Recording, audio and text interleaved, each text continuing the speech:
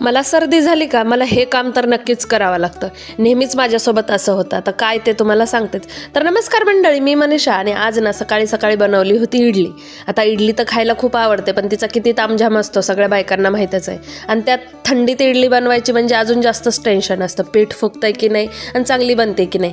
पण ना माझी इडली छान बनली होती. मग काय सकाळी सकाळी मस्तपैकी इडली आणि चटणीचा नाश्ता केला. नंतर ना मला करायचं होतं दळण.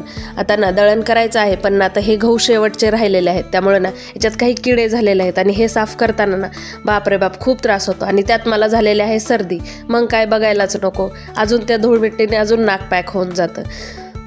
पण आता करणार काय, आता घरात पीठ नाही आहे म्हटल्यावर आपल्याला दळण तर करावंच लागणार.